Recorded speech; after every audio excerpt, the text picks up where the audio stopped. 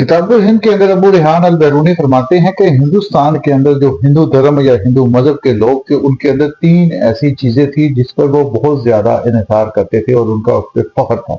जुबान के अतबार से संस्कृत जुबान जो है वो बड़ी ही महदूद जुबान है, लेकिन हिंदू मजहब और हिंदू लोगों के अतबार से वो बड़ी वसी जुबान है। उनके यहाँ इस जुबान के हसूल के लिए सिर्फ और सिर्फ उतार ही की औलाद इस काबिल थी कि जो इसको समझ सकती। तो इसलिए बरहम या ब्रह्मा की औलाद जो थी, जिन्हें ब्रह्म कहते हैं हम, वो और पंडित इस जुबान को सीखते। इसी तरह हिंदुस्तान के अंदर हिंदू मजहब के अलावा दूसरा मजहब या धर्म नहीं था, तो ये लोग ये समझते कि ये खालिस्तान इनके लिए ही है और इसके अलावा पूरी कायनात में जो मखलूक और मज़ाहिब है वो इनके पैरोकार या इनके मददगार है। तो ये अकीदा उनके यहाँ बड़ा आम था और वो आज भी इस पे कायम है। तीसरी जो बात थी वो इलाका या उनकी रियासत की थी, तो वो ये समझते कि उन्हीं का इलाका इस कदर खुशहाल और इस कदर खूबसूरत है कि उसके अलावा कोई दूसरा इलाका उनके मुकाबले में ना था। हिंदू धर्म या हिंदू मजहब जिसकी इब्तिदा तकरीबन 5000 साल कबल मसीह हो चुकी थी, इसके अंदर 250 साल बाद दो ग्रुपों में जन्म लिया। एक ग्रुप ब्रह्मा या ब्रह्म ग्रुप के नाम से जाना जाता, जबकि दूसरा बुद्धा।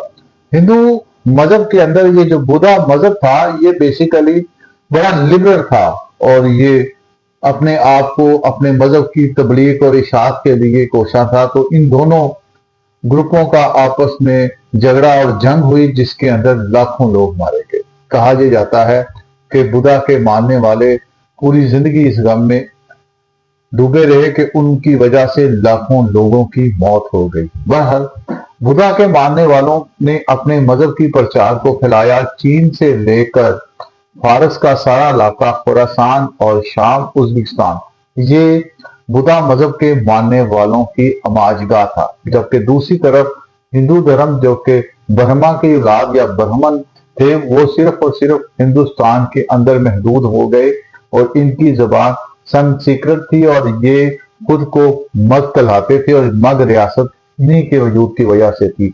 इन्होंने उस वक्त आज से कोई 250 साल पहले एग्रीकल्चर लैंड के अंदर नहरी निजाम को इंट्रोड्यूस करवाया।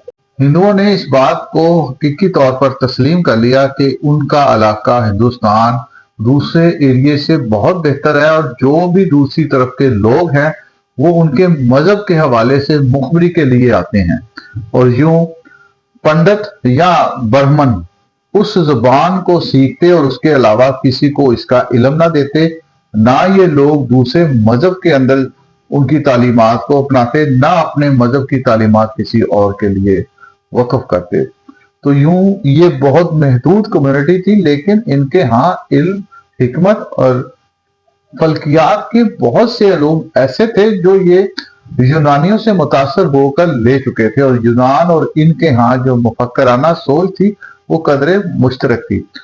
अब ये जो फारस का सारा इलाका था इसमें अज़बुक के इलाके से ज़रतुश मजहब निकला और उसने फिर ये सारे फारस के इलाके में, बेशतर खुरासान के इलाके में ज़रतुश मजहब फैला और उसके बाद इस्लाम आया और इस्लाम ने ज़रतुश मजहब, और उससे पहले बुद्धा तो खत्म हो चुका था, नापायद था, और यूं इस्लाम का इन सारे इलाकों पर जब गलबा हुआ तो हिंदुस्तान के रहने वाले उनके उस वक्त के बासियों के अंदर ये खौफ और डर भर गया कि अब ये लोग आएंगे तो हमारे मजहब के साथ इनका टकराव होगा, हमारी रियासत, हमारी सल्तनत खत्म हो जाएगी, हमारी हाकमियत खत्म हो जाएगी।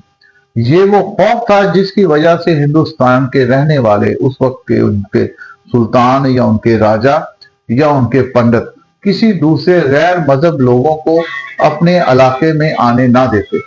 हिंदू धर्म के मुताबिक हिंदुओं के अंदर बहुत सी ऐसी रस्मात या आदात थी या उनके ये मजहब का हिस्सा था जो मुसलमानों से बिल्कुल मुनफरिद थी।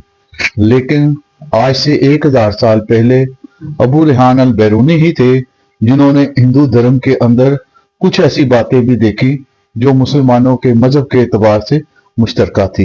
हिंदुओं के यहाँ जो उनके खुदा का तस्वर वो ये है कि वो एक ऐसी कुव्वत है, वो एक ऐसी ताकत है जिसकी इब्तिदा और जिसकी इंतहा का किसी को इल्म नहीं।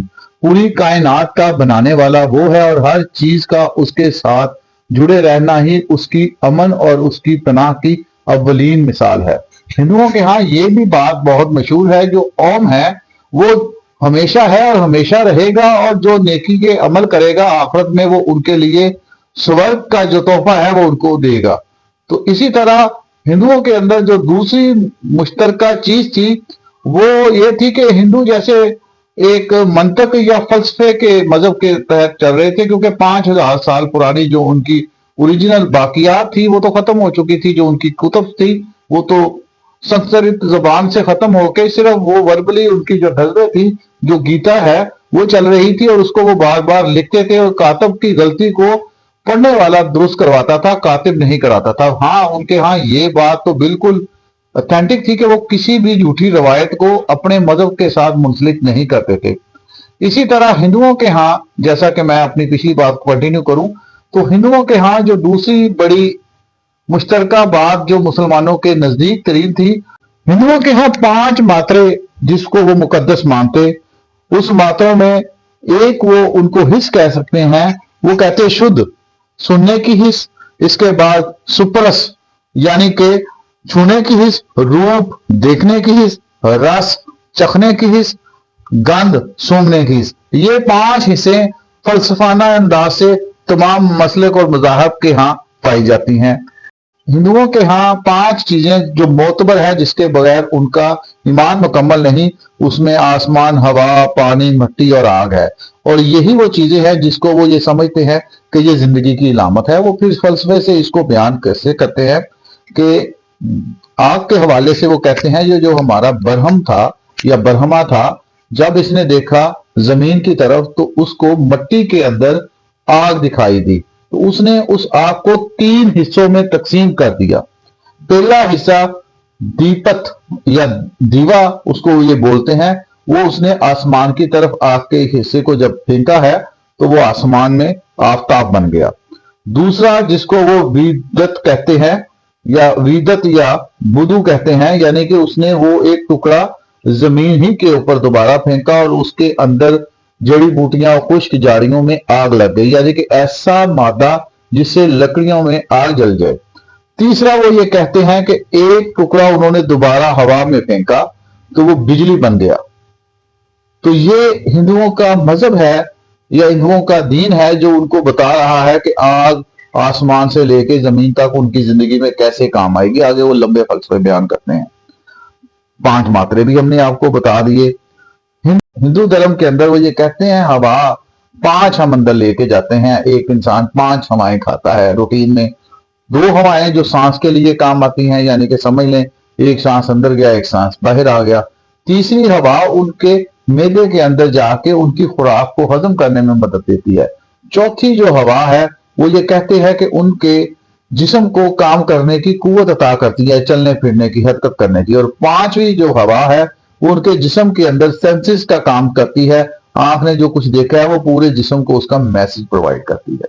हिंदुओं के यहाँ जो फलसफा था वो ये बड़ा क्लियर नजर आता है कि वो यूनानियों से इंस्पायर थे। जिस तरह यूनान ने हर बड़ी कुव्वत के अगेंस्ट एक देवी देवता बनाया था, हिंदुओं ने भी इसी तरह एक कुव्वत को या जो उनके लिए कारामत चीजें थी उनके बिहाफ पर उन्होंने उसको देवी या देवताओं से तशबीह दी, और वो देवी देवताएं आगे चलकर उनके बुरे और अच्छे अमाल के लिए ये उनको अपने ओम के आगे उसकी सिफारिश के साथ काम करती।